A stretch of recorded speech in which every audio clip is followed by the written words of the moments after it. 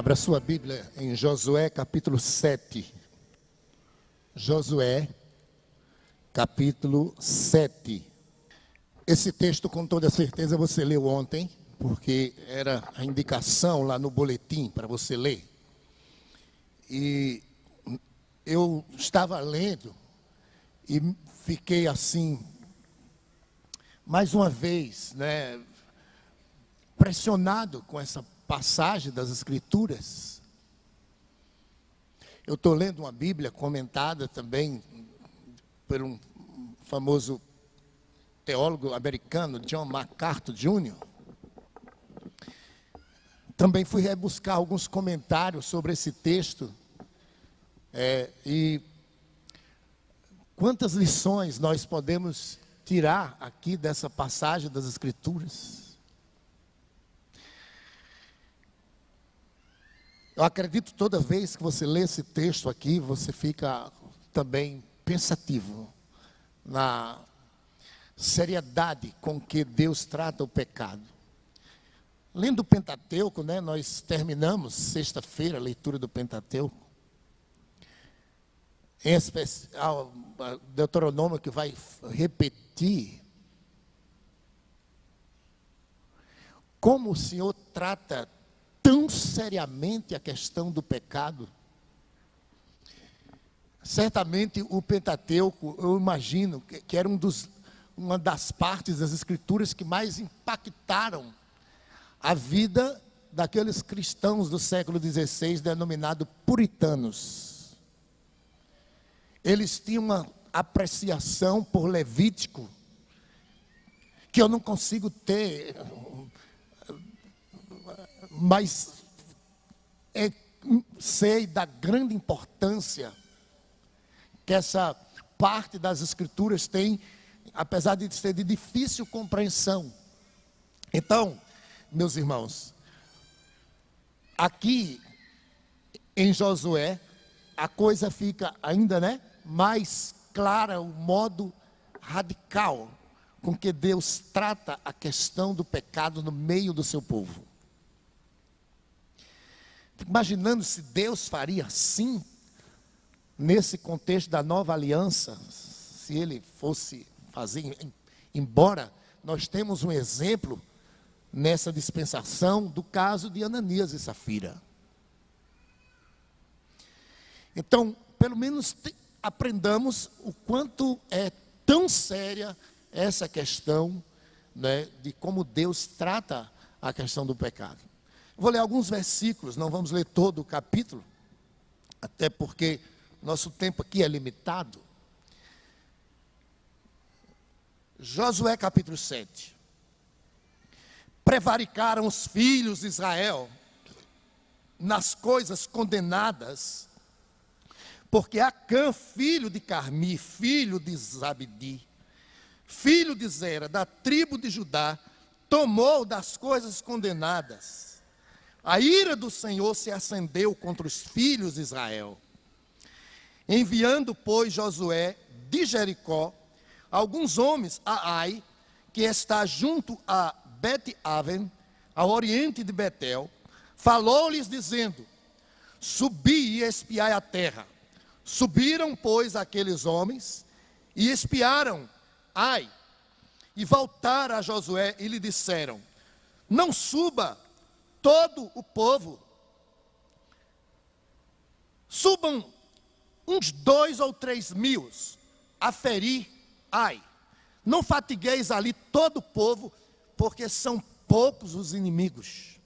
Assim subiram lá do povo uns 3 mil homens, os quais fugiram diante dos homens de Ai. Os homens de Ai feriram deles uns 36. E aos outros perseguiram desde a porta até as pedreiras e os derrotaram na descida. E o coração do povo se derreteu e se tornou como água. Então Josué rasgou as suas vestes e se prostrou em terra, sobre o rosto perante a arca do Senhor, até a tarde. Ele e os anciãos de Israel e deitaram pó sobre a cabeça. Disse Josué: Ah, Senhor Deus, porque fizeste isto com teu povo, fizeste o teu povo passar o Jordão, para nos entregares nas mãos dos amorreus, para nos fazerem perecer. Tomara nos contentarmos com ficarmos da além do Jordão. Ah, Senhor, que direi? Pois Israel virou as costas diante dos seus inimigos. Ouvindo isto, os cananeus e todos os moradores da terra nos cercarão e desarraigarão o nosso nome da terra. E então, que farás ao teu grande nome? Então disse o Senhor a Josué: Levanta-te, por que estás prostrado assim sobre o rosto? Israel pecou e violaram a minha aliança, aquilo que eu lhes ordenara, pois tomaram das coisas condenadas e furtaram e dissimularam, e até debaixo da sua bagagem o puseram. Pelo que os filhos de Israel não puderam resistir aos seus inimigos, viraram as costas diante deles, porquanto Israel se fizera condenado. Já não serei convosco, se não eliminardes do vosso meio a coisa roubada. Dispõe-te, santifica o povo, e dize: santificai-vos para amanhã, porque assim diz o Senhor Deus de Israel: há coisas condenadas no vosso meio, ó Israel. Aos vossos inimigos não podereis resistir, enquanto não eliminardes do vosso meio as coisas condenadas. Pela manhã, pois, vos chegareis segundo as vossas tribos. E será que a tribo que o Senhor designar por sorte se chegará segundo as famílias, e as famílias que o Senhor designar se chegará por casas, e a casa que o Senhor designar se chegará homem por homem. Aquele povo que for achado com as coisas condenadas será queimado, ele e tudo quanto tiver, porquanto violou a aliança do Senhor e fez loucura em Israel. Então Josué se levantou de madrugada, fez chegar Israel segundo as suas tribos, e caiu a sorte sobre a tribo de Judá. Fazendo chegar a tribo de Judá, caiu sobre a família dos Zeraitas. Fazendo chegar a família dos Zeraitas, homem por homem, caiu sobre Zabdi. E fazendo chegar a sua casa, homem por homem, caiu sobre Acã, filho de Carmim, filho de Zabdi, filho de Zera, da tribo de Judá. Então disse Josué a Acã: filho meu, dá glória ao Senhor, Deus de Israel. A ele rende louvores e declara-me o que fizeste, não mo ocultes. Respondeu-lhe Acã e disse: verdadeiramente pequei contra o Senhor Deus de Israel e fiz assim e assim.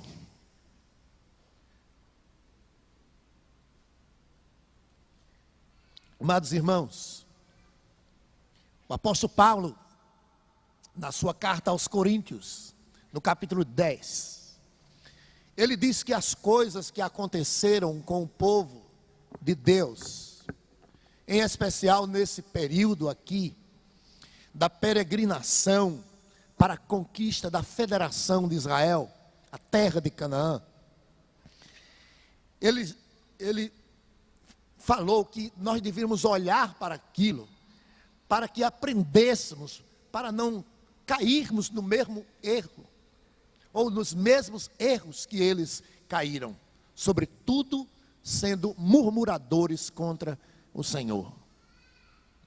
Então, tudo que foi escrito para o nosso ensino, foi escrito. E toda vez que estivermos lendo, em especial, essa parte histórica, né? Esses são os livros históricos da Bíblia.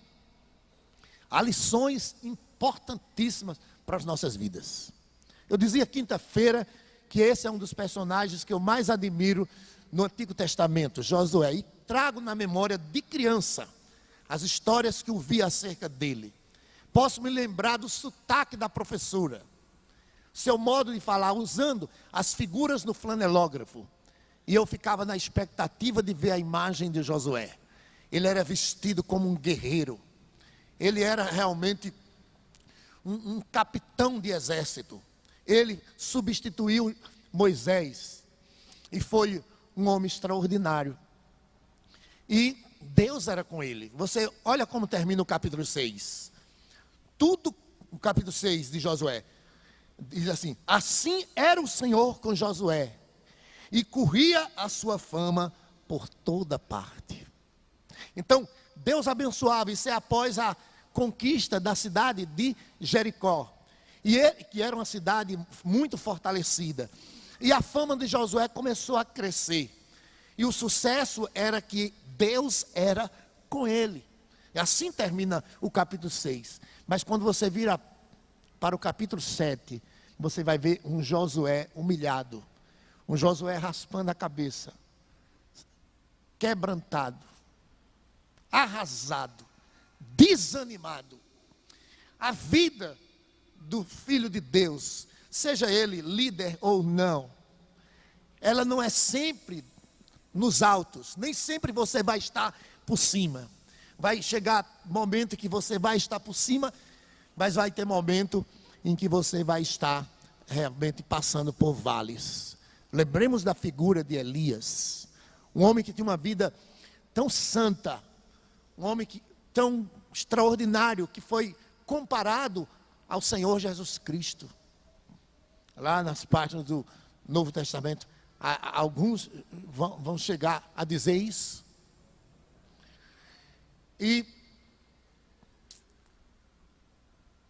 Mas ele teve momentos em que ele estava, não é, por cima, Elias, desafiando os hereges, orando pela intercessão de uma criança morta, Deus dando vida, orando para chover, Deus abençoando com chuva. Mas você vai vê-lo também escondido, com medo de uma mulher. Então Josué aqui, que tinha acabado de ter uma experiência extraordinária, agora ele se vê numa experiência extremamente difícil.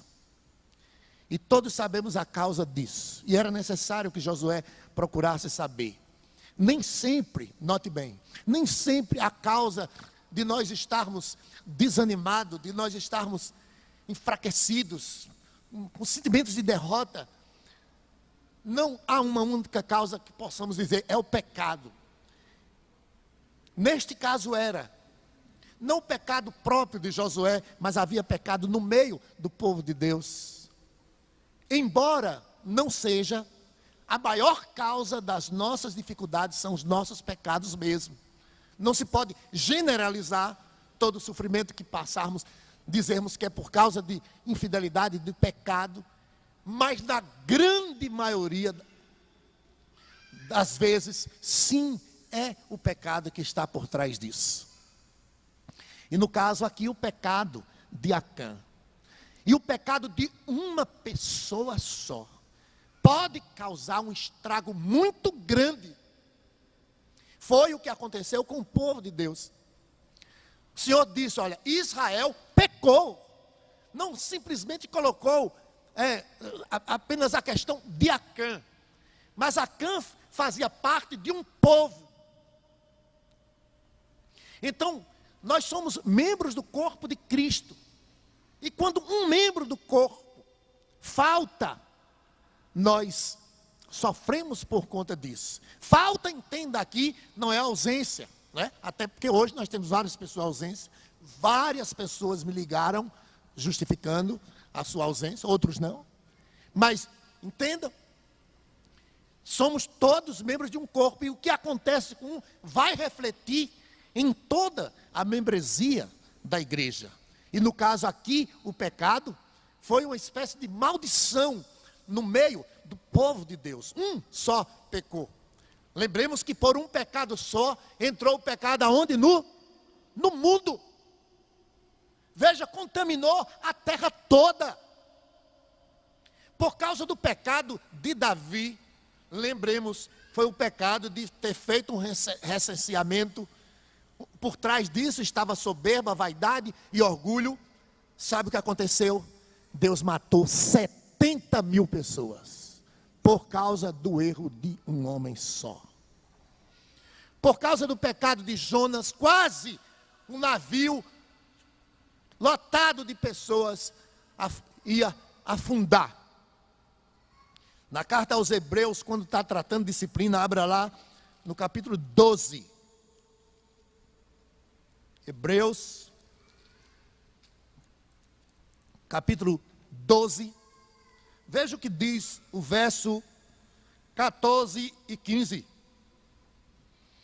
Aliás, vou ler até o 16.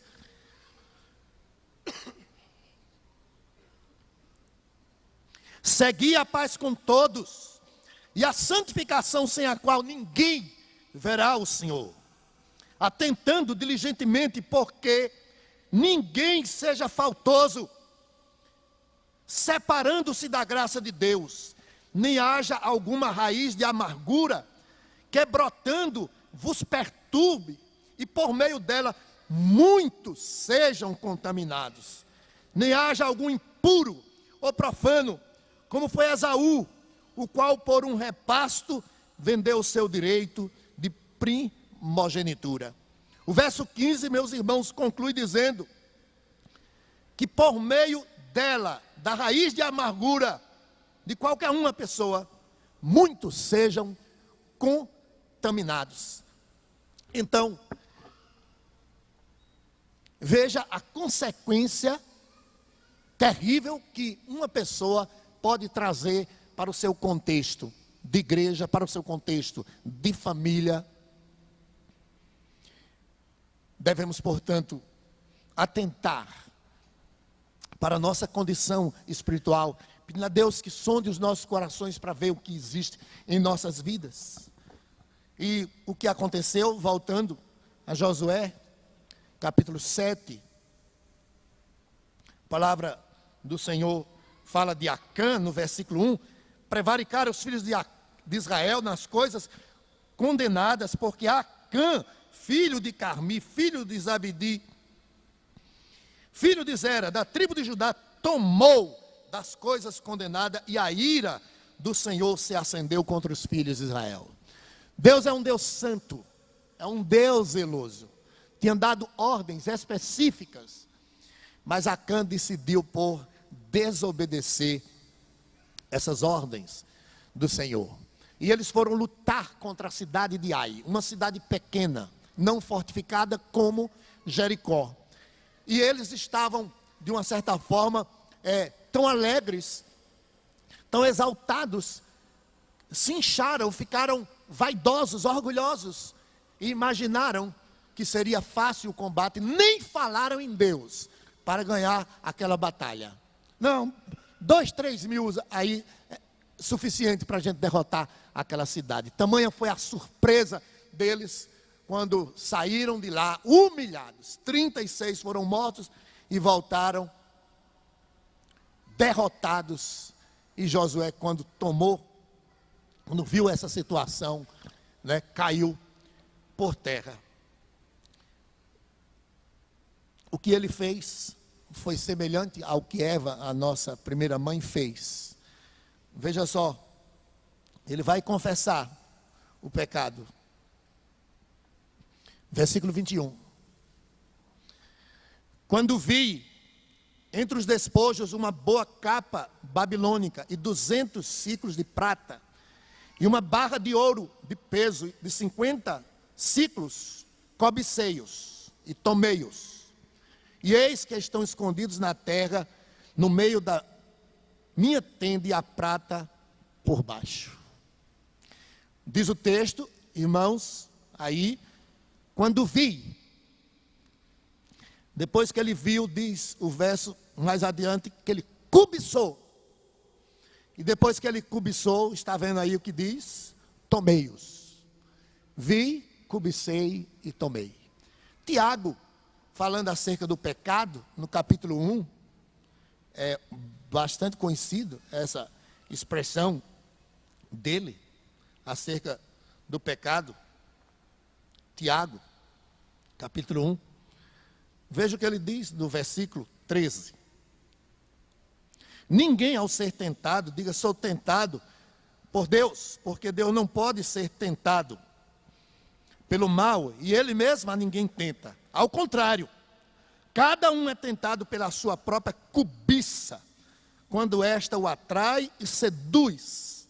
Então a cobiça, depois de o haver concedido, dá à luz o pecado. E o pecado, uma vez consumado, gera o quê? A morte. Você vai ver isso literalmente acontecer na vida de Acã. Aconteceu também com os nossos primeiros pais. O Senhor disse certamente morreriam no dia que desobedecessem. E eles morreram. Se afastaram. A palavra morte significa separação.